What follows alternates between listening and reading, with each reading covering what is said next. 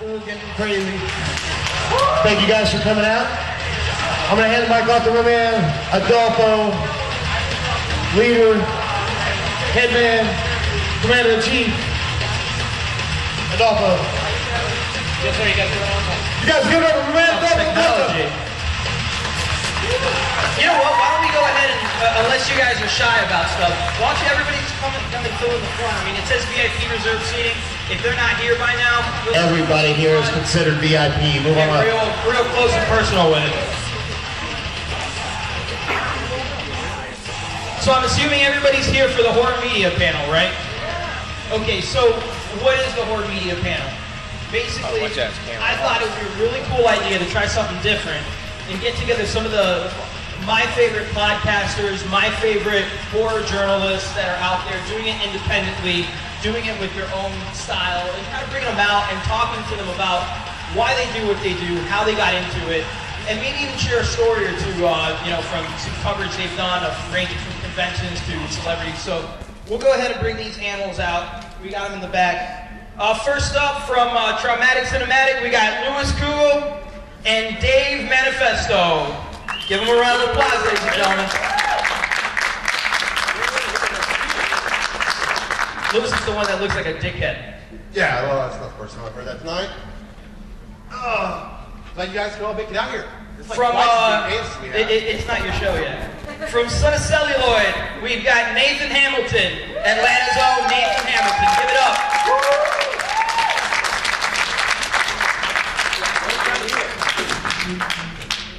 And then, ladies and gentlemen, from East Coast Horror Group, they'll be doing quite a few of our panels today, as will Mr. Kugel. We've got Mike Exler and Drew Seidler. Give it up, ladies and gentlemen.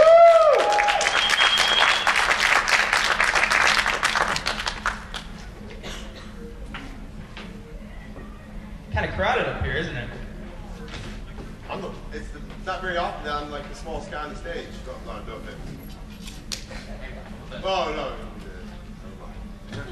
So can everybody hear okay? Absolutely. I don't think that we actually put any sound out. We're projecting. We're using our stage voices. They are on. Yes, they were working. Hello. Yes. Yeah. Just yell. No big Well, deal. I think we're close enough to where we can yell, right? Gather in, Okay, so why don't we go around, everybody, you guys, I've introduced you guys, but maybe give a little bit about yourselves, what you do with your particular, press outlet, and what kind of coverage do you do, what's your aim, and what are you about? We'll start with Traumatic Cinematic. All right, well, my name's Dave Manifesto, and Traumatic Cinematic, we are geared towards independent horror, mainly. My expertise is the extreme side of cinema. Wears me out too. Like he has disclaimers and he's like, I'd like to do this one, but gosh, you probably shouldn't watch the last 7 minutes. Yeah, Lewis cries. You can't watch porn or anything like that. Yeah, well, I did this special acquired taste apparently. But yeah, we not just the independent, like anything that's like, I guess outside of the norm. We talk about anything because sometimes we just need things to talk about. But we do the podcast. We got a website, traumaticcinematic.com. We've got multiple horror writers that are writing for us now, covering different things. Each person kind of brings their own voice to it. And, we got YouTube. I guess we're still evolving ourselves. You always have to be able to change. This is the digital frontier right now. It's just constantly changing and evolving. So whereas we're doing a podcast one day, we're going live. The horror group, they always go live. That's something kind of new for us, and we like it. We also have a table set out front to do interviews with celebrities and anybody else. If you got an independent film, come check us out. We're curious. We're curious of the process. Neither one of us make films, so we can ask lots of questions, but we really have no clue or business to talk about it. We're just fans, like everyone that listens. So, yeah. Anything else that you think of there? Why don't we hear from Nathan? We'll kind of share it around. Hello, I'm Nathan Hamilton. I'm son of Celluloid. I'm based right here in Atlanta, Georgia. Mick Foley style cheap popper. But basically, I just write about horror. It's the genre I love. I like to share that love with everyone. I want to, expose people to movies they might not have seen. Point out stuff they need to, go check out. aside from the blog, I'm getting ready to start a YouTube show, so you're going to get to see me on YouTube eventually once we get our technical issues figured out, all that kind of good stuff. I have a film school degree doing nothing, so I might as well, actually do something with it. I don't do a podcast, so I'm not quite sure. I'm kind of the least technical person you'll ever find doing online horror media. Just kind of figuring out as I go. I'm proof that anyone out here can do it if you really want to. It's just all about having a passion for the genre and having a passion for what you do, and basically that's it. East Coast Horror guys? Drew from East Coast Horror. Mike and I, we actually met at work from Pittsburgh. Enjoyed the same movies, obviously. We do a podcast weekly on Thursdays at 10 p.m. Everyone. Also, we do a monthly movie review show with lots of other correspondents here. We have other writers that join the website, eastcoasthorrorgroup.com, and contribute music reviews, other movie reviews, book reviews, things of that nature, social media. Mike, what do you do? Yeah, we do live shows, and then we archive them on our website. So we have a chat room. We try to interact with our listeners as much as we can. We really set out to really just review movies, and it kind of took off. We got more interviews. We got connected with Adolfo and Days of the Dead and started From Dusk Till Dawn Radio. We do a lot of panels for Days and for another horror realm in Pittsburgh. So yeah, it was just right place, right time, and quality content that kind of got us where we're at today. Cool. So, obviously this kind of gig isn't something that you make a job out of, right? I'm assuming.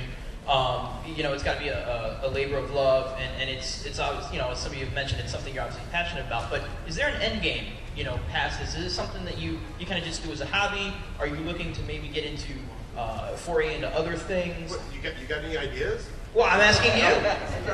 I mean, gosh, an end game would be awesome. I think right now it's just such a new market, really. I think we're all constantly finding new ways to reach new people, and I mean the social media outlets and stuff. It's constantly changing. Where one day Twitter's big, Instagram's getting bigger.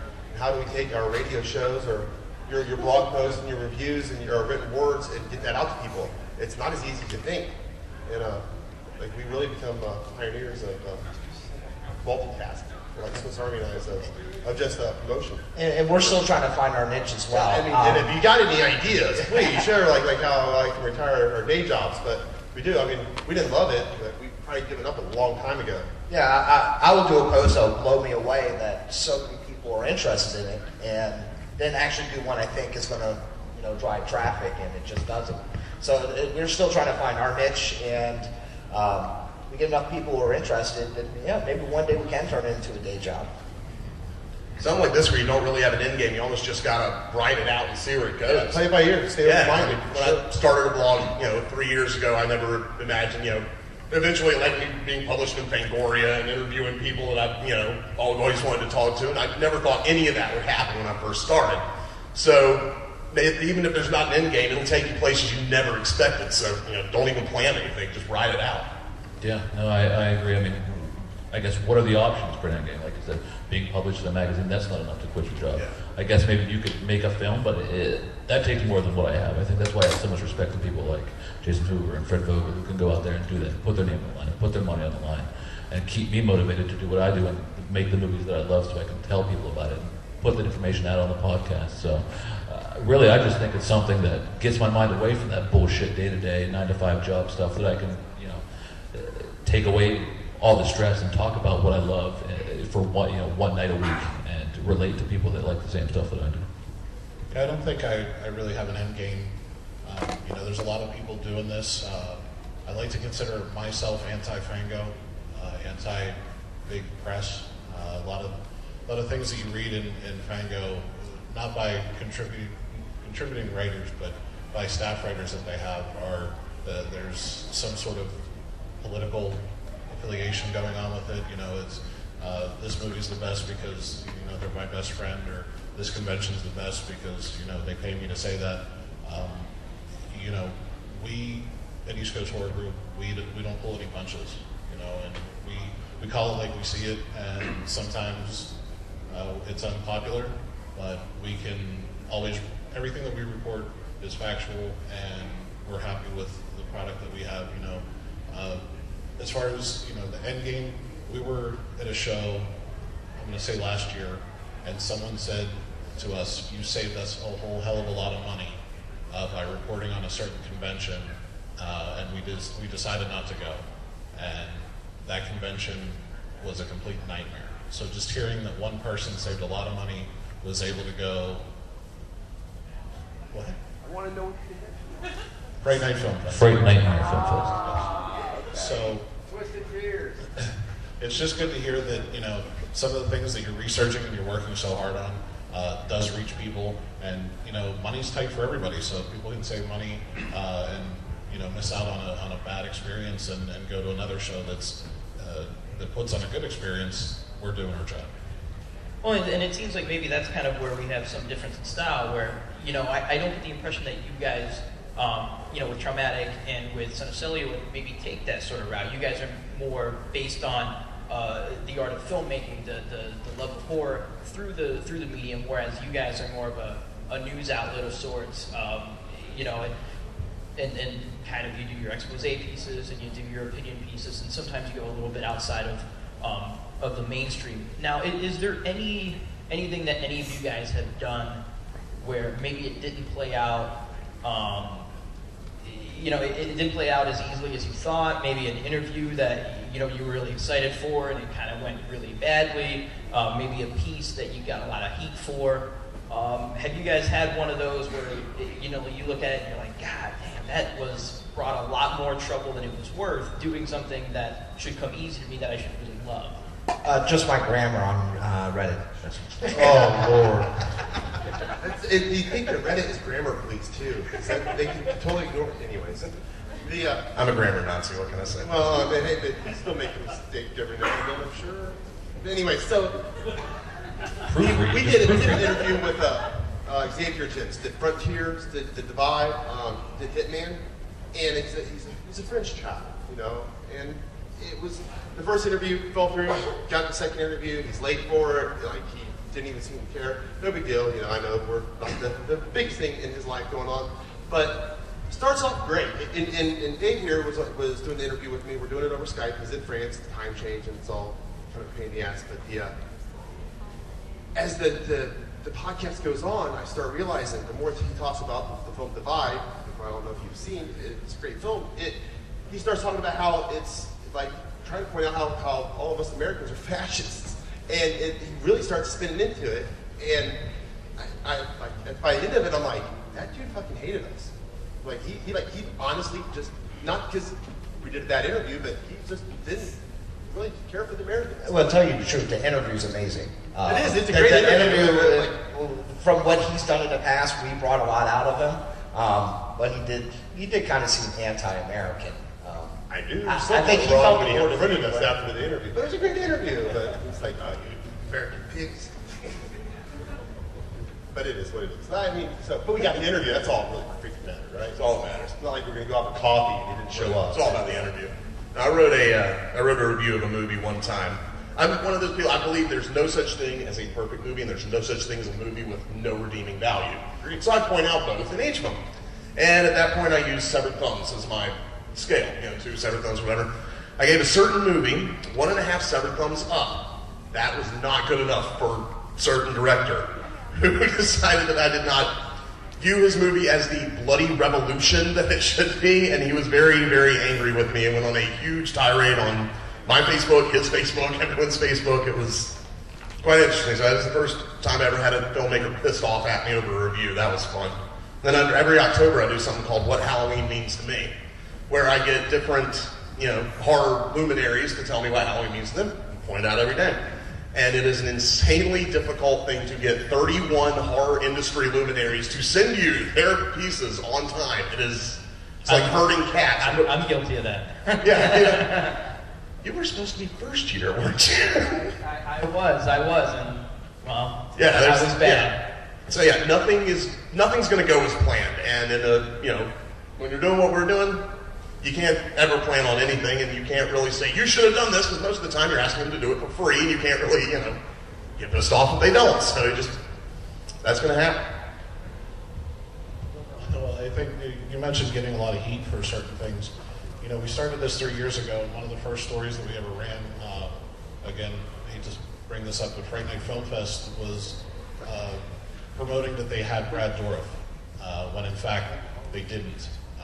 We contacted the promoter for Fright Night Film Fest, we contacted the agent for Brad, and Fright Night Film Fest decided to ignore us. They thought that we weren't worth the time. So we ended up receiving a video from Brad Dourif himself, stating that he was only doing one convention that year, and it was Mad Monster Party. So we ran the story. Boy, did we take a lot of heat for that. Yeah. It was, lawsuits were talked about, slander. Some people in certain areas of the country think everything's slander. We had a nickel for every lawsuit. Somebody said they were going to sue us. But Brad himself sent you a video saying he was doing only one show and it was another show, so he slandered himself.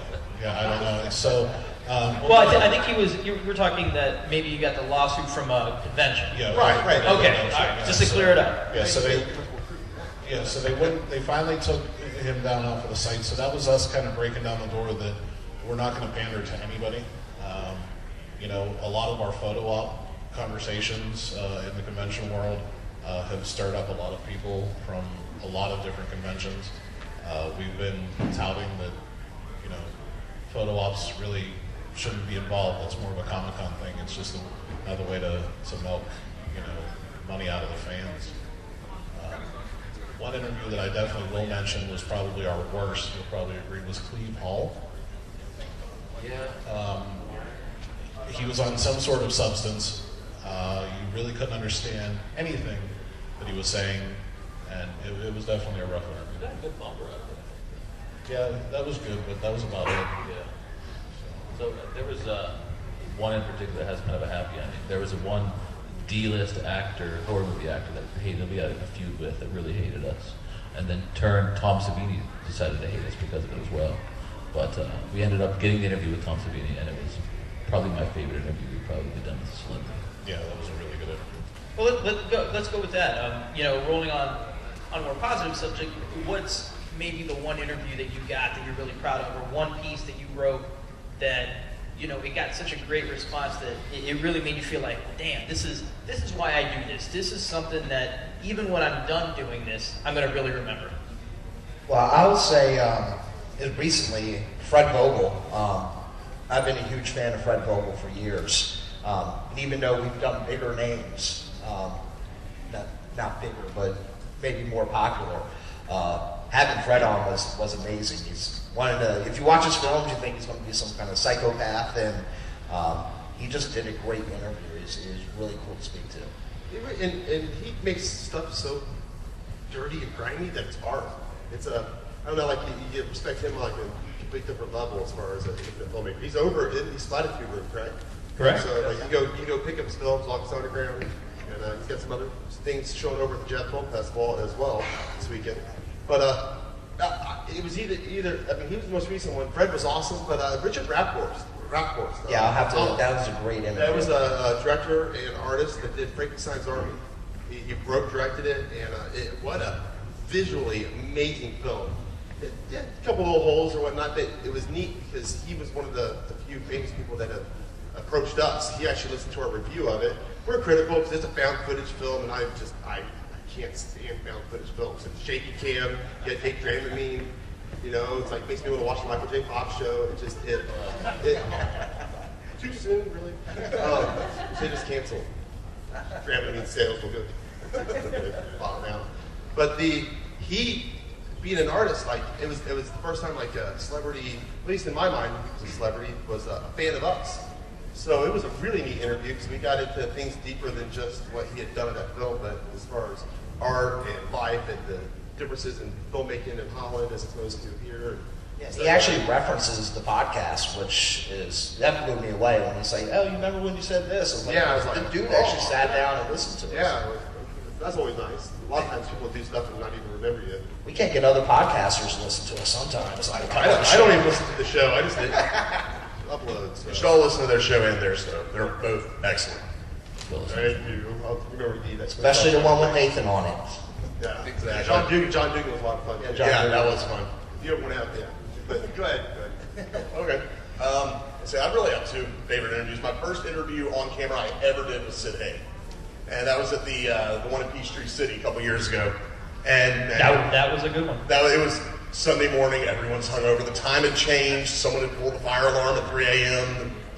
Rumor has it was Gary I've never Busey. seen Sid look more miserable. He was just, and then he had told us to meet him there that morning, and he walks in, he's like, they haven't even had breakfast yet. I'm like, oh God, this is gonna be, man, complete professional, couldn't have been better, sat down, talked with me, like, made me feel completely comfortable. At first, I'm sitting here like I'd never done an interview before. And my other favorite one, you're gonna get too much information from this one, I promise you, was last year, Patty Mullen, Frankenhooker. I got to interview her on my birthday, which was amazing. And we're doing the interview, and I'm sitting there. She's kind of sitting halfway on my lap. She's kind of got her ass on the chair, her legs apart. So I'm sitting here doing the interview, and all of a sudden, there we go. I never thought I would ever get the chance to say this in my life. But I have a raging heart on, and it's poking Frankenhooker in the leg. Never thought I'd be able to say that in my life. It was amazing. And a week later, they showed Frankenhooker at the Plaza, and they showed my interview before they showed the movie on the big screen.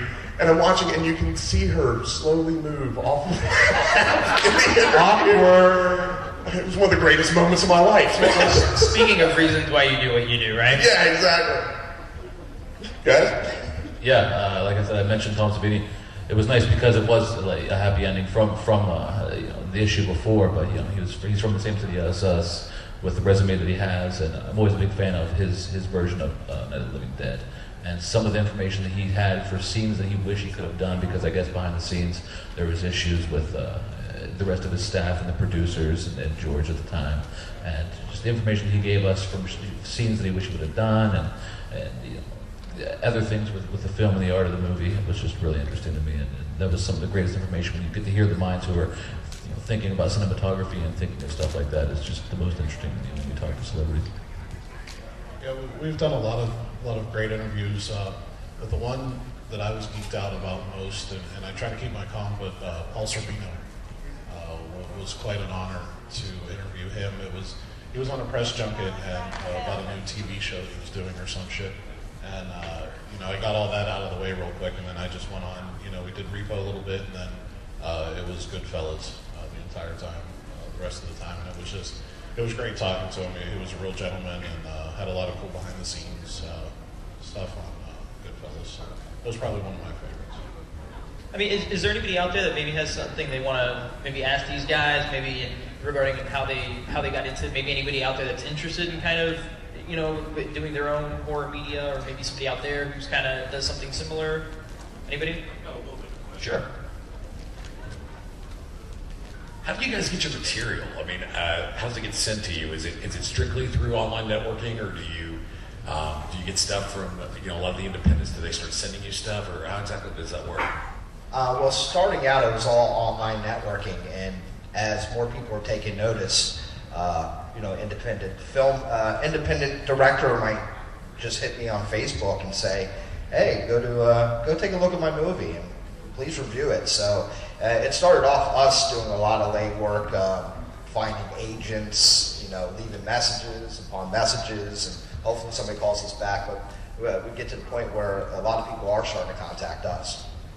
Yeah, and it's a lot handier when they come to you. But I wrote a review for a really cool little independent film here recently and it made me realize that when we first started off, I wanted a screener so bad. I was like, "Oh, please send me your screener, send me your screener, send me your screener."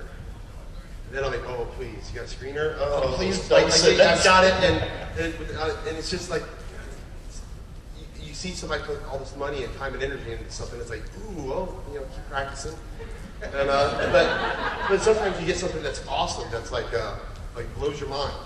It's not like Full Moon, we haven't really approached that, and we know that's possible, but I hear that can get overwhelming too, to get like an actual distribution company to send you stuff, because then you might have like 30 movies in a week to review, and that's no fun either. But that's just that, the social media, because we feel like we have the money to advertise in print media, and so it's all going to be grassroots. We all got to do it ourselves, all the legwork, and as the further we've gone on, the more we get contacted. I'm sure. I mean, when you first start off, it's like literally you are talking to the wall. Yeah.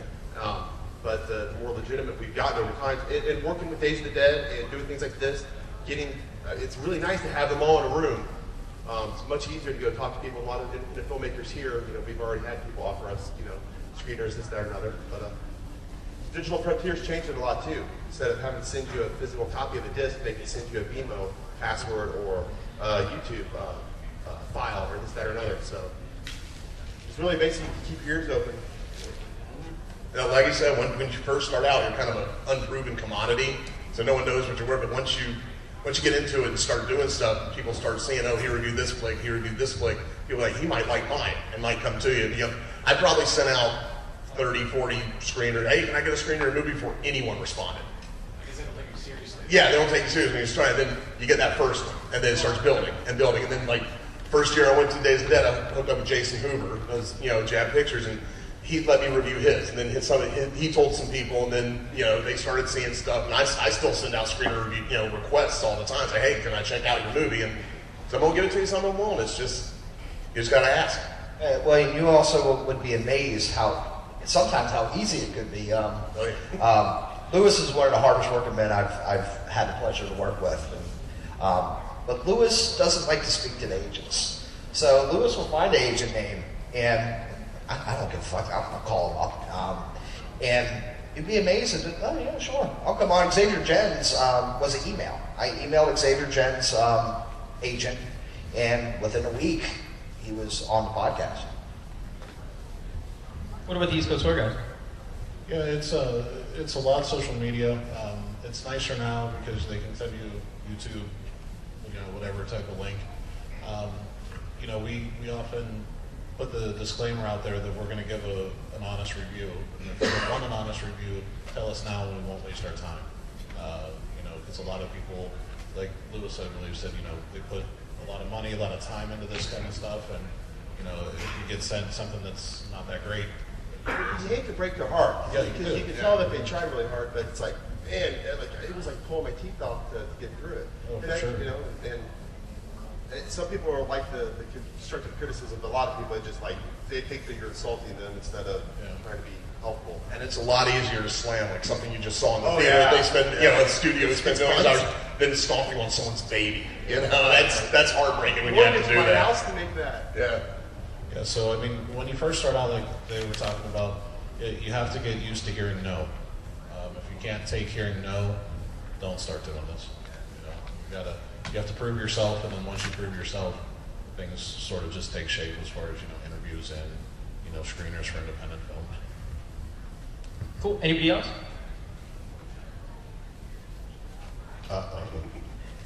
You, sir, with the beard. No, we do not have wrestlers on the show. Listen, you guys know what my background is. When I first broke into my business, the first rule was don't ever meet your heroes. Has there ever been anybody that you guys got on your shows that you're like, oh my God, I can't believe I got this person. I can't believe I got this person, and they're coming on our show and they're going to do an interview. The moment they came onto your interview, you're like, oh my God, this guy's a dick. The way he started out, I almost thought he was going to cut a wrestling promo there for a second. Oh yeah. Listen, and I know who you guys are. The heel, ladies and gentlemen. What's your name? I don't think I haven't personally come. I haven't done all the interviews. Lewis has done a couple on his own.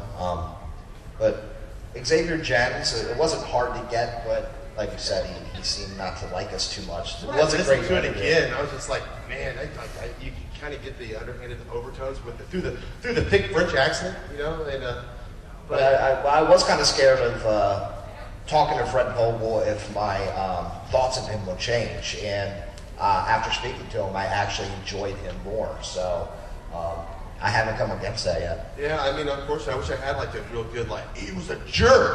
I took all his movies out and it's all posters off my wall. I burned him, screw him, no. Robert England, I was afraid. I was afraid of Robert England, honestly. I was so nervous and I was literally shaking. I've done all these interviews and I'm interviewing Robert England and he was just the opposite. He was so cool, yeah. May I ask how that came about? May I ask how that came about? He was doing Beer Clinic, And so, like, they were promoting beer clinics. So, like, I kind of stumbled into it and got in contact with them through their Kickstarter that they were doing. So, like, it was kind of my in. And then since, you know, for promotion and stuff like that, is the way I kind of weaseled my way into that. But it was only 20 minutes, one of the shorter ones, but my goodness, you could tell he's so used to talking, and we really tried to stay away from Freddie the whole time. Because everybody like, oh, so which was your favorite Freddie movie to make? What did you think about the sequel? And I was like, so I hear you like to surf. And boom, we talked about surfing for, you know, like 5 minutes, which was cool. Well, that's what we pride ourselves on our interviewing. Of course, there's a few basic things that for people listening to us, they want to hear. Yeah, what movies are in. I scour interviews of people, and I refuse to ask the same camp bullshit everybody does. Perfect example is with Xavier Jones. If anybody's seen The Divide, I'm not trying to ruin it for you, but it's a Fallout movie, and I read one interview where the interviewer asked Xavier, because it is ambiguous in the film, who dropped the bomb? And Xavier says it was the Americans. They did it to themselves.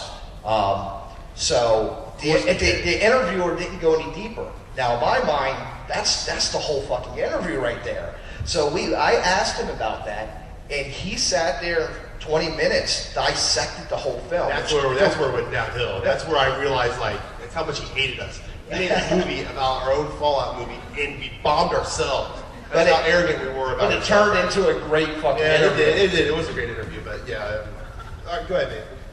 I can't really say I've ever interviewed anyone who's been a dick. I kind of right, true. I kind of have a different strategy. I've never talked to anyone's agent or publicist once. I walk into a place like this with a camera and a microphone, and I walk into the celebrity room and say, "Hey, want to do an interview?" And just walk around the tables and do that. And that way, they can say no, and no harm, no foul. Everyone who does an interview wants to do an interview, which is cool because no one doesn't want to be there talking to me. So it comes out really well. So I've really never I've had more of a problem with usually seeing trailers for films that look really good and saying, hey, can I get a screener? And then I get it and it's freaking horrible. That's what I have more of a problem with. I don't think you can really get a person to interview that's a dick. I think if you do, that's a reflection on you as an interviewee not doing a good job. You have to find what they like to talk about, what they're going to want to talk about, what's going to make a good interview. So if someone is a bad interview, that's because you did a bad job interviewing them. You can get somebody who is very artsy, like Michael Berryman, who wants to talk about the art of the film, or you can get somebody like Bill Moseley who will talk about anything and is hilarious no matter what's going to come out of his mouth.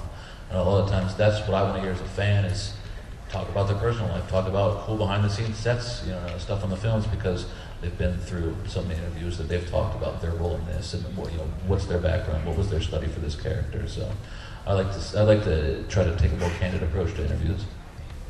Yeah, I don't think we've ever interviewed anyone that was hard to deal with. Setting interviews up are a different story to get people on the live show. The worst one for us, which was probably one of our better interviews for me, was Tom Savini. We actually got into heated arguments via email and messaging on Facebook. It got to the point where I was like, fuck you, Tom. I can drive to your house in 10 minutes. We're from the same area. Pittsburgh has, you're loyal to each other, and you're giving me a runaround on this interview. So fuck it, I don't want it anymore. And he changed his tune, and the next day we had the interview. So sometimes you just have to sort of strong arm these people, if you want to do it. If not, it's not worth your time and aggravation, because some of them can just run you around until you don't care anymore. Speaking about going back to people you would interview, who's the one person that, if you were to get that interview, it would be sort of the pinnacle of your work in what you do? Who's the one guy or gal that you would love to land over anybody else? Well, that's a good one. Jeez. I'll let those go. Oh, really? Yeah, I was really hoping to have that. Gosh, it is. George Romero, hands down. George Romero would be a fucking awesome. You know what? Honestly, I don't even think I would go. I don't even think it would be horror. Tara Reid. Terry Gilliam. I think Terry Gilliam. I think that would be the most awesome conversation. I feel like it'd have to be 5 hours long. There would be so many questions I could ask of him, and if I had to do it in 30 minutes, there's just no way. It'd be like it'd have to be named part 1. Because he's done, being with Monty Python and then going in Brazil. And, I mean, some of my favorite movies are from him. And I know it's weird; it's not horror, but what an art! So are you telling me that the guys you're about to interview in like 20 minutes is not a big deal? No, they're just as big a deal. But if I had to pick like the pinnacle, not that it would be the hardest to get, but at that point I might as well just I retire. Like I'm done. But there are a lot of people in there that will make me do the dance. Like, oh, I can't believe that just happened. And I get that feeling every time. That adrenaline of doing it. It's kind of like I think it's anything else. There is a rush to it. You get nervous no matter how big or how small they are, because you want to get a good interview. And I would say George Romero. They already said because that was that was the first horror movie I ever saw, so that would be the big thing. But one person who just seems like it would be an absolute blast to interview is Clu Gulager. I would love to interview Clu Gulager. This is an easy one for me. Clive Barker is my white whale for an interview. Debatably, Hamer King probably have done more for the industry than anyone else. His body of work is something that no one will probably ever accomplish in my lifetime. So many things I could talk to him for days and days and days, so that would be me. Yeah, I give you a lot of shit, about Clive and everything, but, Romero's sort of the stock answer, I think just because of his influence on the zombie genre, us being from Pittsburgh where these films were made. But as far as the importance of horror, I don't think anybody's been more important than Clive Barker. I think he would be an absolutely amazing interview, and if I had to have a second, it would be Cronenberg. I think his work, Videodrome is one of my favorite films. So the fact that he doesn't do a lot of press really at all, it makes you want it more, because you can listen to the 30,000th John Carpenter interview and you can rehash the same shit. But someone like Cronenberg or even Barker, a lot of it's going to be pretty fresh if you do it right. I can interview Barker too. Just ask him if he's ever going to sue me for calling my blog son a celluloid. Well, then speaking of people's importance in the genre, what about your guys' importance in the horror genre? I mean, do you see yourselves as having a place? Do you see yourselves as, what you do serving a purpose, serving a role, or is this just fun? Or, I know the East Coast horror guys have talked about getting feedback where fans have said, thank you for what you do. Thank you for keeping us from making a mistake. Thank you for keeping us from, going into something that I'm not going to enjoy. But what about you guys? Where do you think you fit, especially in the sea of so many people in horror media? Tell you the truth, I don't even care. I don't care. I'm from a music background. I was punk rock, and I did music for myself. Now, if other people liked it, that was fucking awesome. Same thing, I love horror. I do this for myself. This is my release. It helps me get through all the mundane shit that's in my life. So if one person was listening, I would still be doing it. And I'm not going to change how I speak, or just like punk rock. I'm not changing for anybody. So I keep trying, and he won't listen. But I just love doing it. And do the commentators on the NFL game add anything to it? You can look at it two different ways. I'm just a fanboy. I love horror, and I like to share that with people. We're very important. There's today's day and age, there's so much independent stuff coming out, and I say that we should do even more independent stuff than we already do. It's harder to build your following up big with independent stuff, but those guys are the ones that need as much exposure as they can get. With the social media and stuff of today, if you put your heart and soul into making a film, and it's a good film, you can travel to cons, you can give out screeners, you can shop your film, you can keep working it, but you need to get the word out there, and we're there to do that without charging, not paying, people having to do ads. We try to keep our ear, we're open to anything, but there's a lot of bad stuff. But I mean, that's people like us. We make the big guys think differently on how they do things because we don't have a board of directors or a focus group. It's like, ooh, let's try doing this way. It's all grassroots. And get back to Fred Vogel, he's still doing his thing. He made his first film in 2001, $1,500 he made that film for. And it helps to have people like us, when Fred Vogel can come on the show, and we can get a few thousand listens and a few thousand views on the website to help cultivate new fans. And that's why I love what I do is helping independent artists because I want Fred to make money because I want Fred to make more films. So if I can help him in any way sell more DVDs, that's helping me. It's my motivation because Fred can make more fucking movies now. Right. And it's like you're saying, we do this for ourselves. We do it because we love it. But as I've done it, I've seen that we do have a place. Here's an example. Last year I saw a flick called Found. Amazing flick. All right? Great movie. And I put it on my top 10 list at the end of the year and put it out there. And in one certain Facebook group, someone latched on my article, reposted it. They bought a copy. They reposted it was awesome. And like 15 copies got sold through that. And when I see that, that's exactly why I do Celluloid, is to do something like that and get flicks out to people who, may have never even heard of this movie. And when I can, I guess it's my way of, in some small way, giving back to horror, because horror's enriched my life so much, to where if I can help spread that, I'm a happy guy. That's exactly why I do it. Yeah, it's really, they said it best, trying to help exposure for independent film artists is a big deal, and maybe people don't have the same outlets as we do. We're trying to let them, understand that this is something you need to see, but also, calling bullshit on people is important, and letting people know what to watch out for and what they should see. Yeah, when we decided to go the route that we did, we do this for ourselves. We don't have an ego. You'll never see us have an ego because we're guys that talk into a microphone.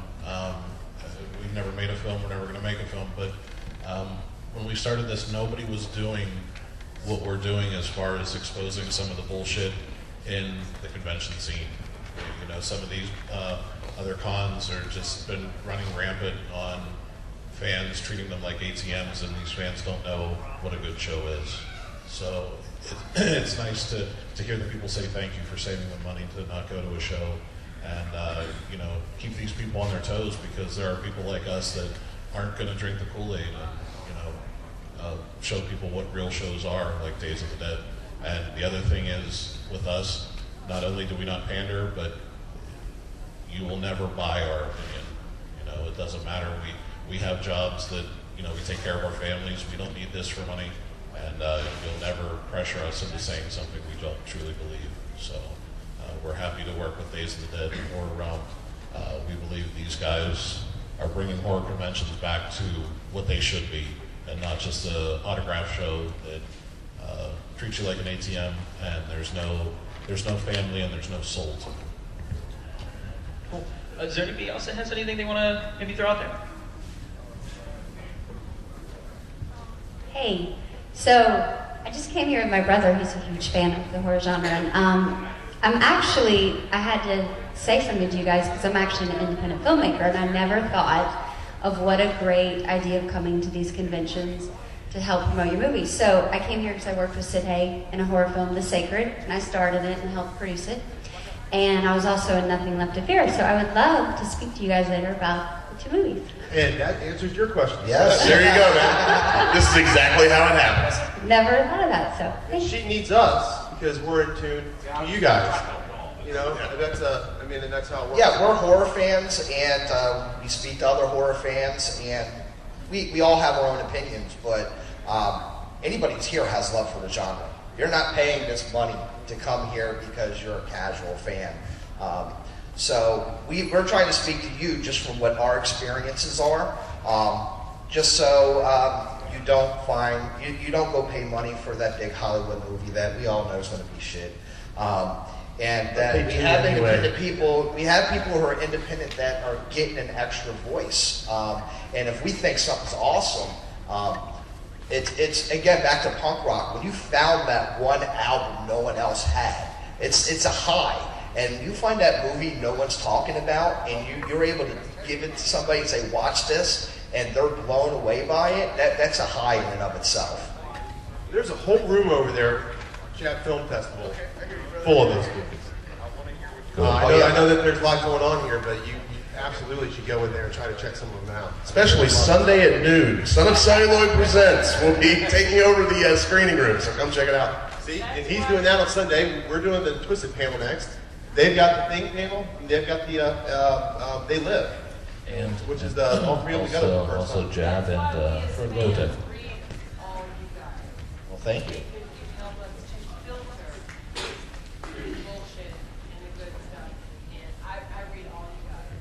Well, I'll put it this way. I watch 10 to 15 films a week. I work 50 hours plus at my day job, and I have a 3-year-old child. So once I get off work, I stay up till 4 o'clock in the morning just to get these in. Luckily, I'm the type of person who only needs about 4 hours of sleep a night. But it's a lot of time. You know, when you're married and you have your wife wants to spend time with you, and you're like, I have a deadline to do this. We do make sacrifices for the horror, and we're not making money off of it. As a fan, you're like a big fan. I'm the fan girl that works 2 jobs. Real big fan. It does the same thing, but just write about it. But I look to you guys, should I look at it? If you're looking for 1 film a week, 2 films a week, we want to help with that. I like finding great stuff on Netflix too. I mean, the independent stuff. There's stuff on there like that. Like, where did this come from? If I can convince you to spend $15 over there buying a Fred Vogel flick instead of spending that $15 to see the fucking Purge, that's exactly what I'm doing. As a personal friend of some Celluloid and as a reader of the rest of you guys, I look to you guys for, what should I watch? Should I waste my time on it or should I not? Because I only have so many hours during the week. So many dollars as well. Yes. So what's cool on Netflix this week, and what's cool on DVD this week, and what should I actively try to pursue, and what should I not? And that's why I love you guys. Thank you. As far as horror bloggers, and that's why I follow horror bloggers, because you're people like me. You're just much better at putting it out. And that's a segue perfectly into my question. We got time for Dave, you mentioned, just for example, you like the works of Fred Vogel, Lewis, not so much. I understand. No, I'm not. It's not. It just brings up my question. With something like film being as subjective as it is to opinion, and with primarily the focus on the independents, and you have such a wide array of genre, and when you have fans listening to you, reading your posts, you're almost their TV guide, if you will, to an extent. Do you ever have a review that you're a little concerned about possibly being too subjective of your own personal taste that would deter someone possibly from watching a film? Well, I try not to be negative. I mean, it's so easy to be negative that I try Not me. I know, he doesn't. He's not afraid. And sometimes, it's tough to try to review a trailer. I mean, there's not enough time to give anything honest about a trailer, but I mean, at the same time, if you try. Yeah, I guess I'd be much more hateful towards Hollywood films, I have one in particular. It's Kill List, which is, maybe some of you all have seen it, some of you haven't. I'm a huge fan of a Serbian film. Lewis is not. He hated me for about a week when I made him watch it. But I watched Kill List. Kill List came out shortly after a Serbian film. I bashed the fuck out of that film. If you watch that film, you watch Serbian film, it's really too similar for me. Now that I look back, I've watched Kill List since, and I still feel that it's too similar, but it hurt my perspective of it overall as a film. I think it is a good film, even though it's not an original idea. So I think I bashed on it really hard because I loved this other film so much. I think it also has to do with being specific in your things. Like, don't just say this movie sucked.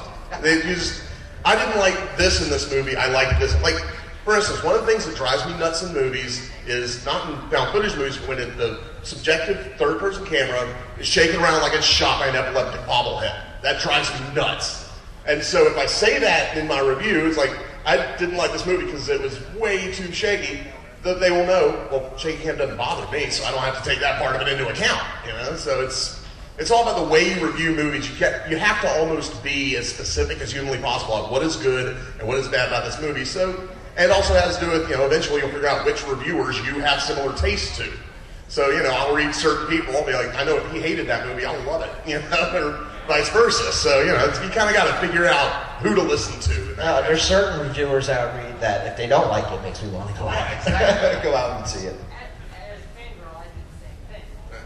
I know where my tastes align and where they don't align. So I might say, okay, if Nathan liked it, I'll like it. But if that guy didn't like it, I'll probably like it. And there's so many films out there that, there's a lot of films I'm on the fence about. And I tell you the truth, I usually try not to review those films because, if I'm 50% like it, 50% don't like it, I'd rather review something that I hate or that I love. Now, I will review things that I'm kind of iffy about if it's benefits to sight. But it's much easier, not easier, but if it's a movie I love, I want other people to love it. And if it's a movie I hate, I want other people to kind of stay away from it. Yeah, we're about out of time, but maybe what we can do is go around one last time and you guys maybe plug what you do. If you got a website, if you got a radio show, what date can people check you out, what times can people check you out. And all of these guys have a table out over there in the celebrity vendor area. Check them out. Go by and say hi. Oh, you don't. Wait, I didn't know that. You can sit at somebody's table if you want. We're Traumatic Cinematic. Find us at traumaticcinematic.com. We're on iTunes, Stitcher, and all those kind of good places. Twitter, TC Podcasters. At TC Podcast Crew on Twitter and Traumatic Cinematic on Facebook. We got table out there. We got shirts, things like that. Help support us. Also, Louis Kogel. You can be a fan of his, or friend on his page. Mine's David Manifest. We do have a page and a group for Traumatic Cinematic. www.sonofcelluloid.com. That's the main site for the blog. I got the Son of Celluloid page on Facebook. Or Nathan Hamilton, of course, personal friend on Facebook, because a lot of times I'll post stuff there and completely forget to put it on the Son of Celluloid page. And like I said, I'll be on YouTube starting hopefully later on this month. And I think I'm on Twitter. I'll never check it. Don't even screw Twitter. Well, you mentioned being in something later on this weekend. Oh, yes. On Sunday, high noon. Shake off your hangover and get to the Jab Pictures screening room. Because I'm going to be showing some amazing stuff. I've got some locally made shorts I'm going to be showing. Bring a little Atlanta flavor.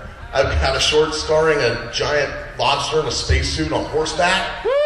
I'm going to be showing that. I'm going to be showing a flick called A Bed, which is an incredible movie, and a super secret screening that I am not allowed to tell you the name of yet.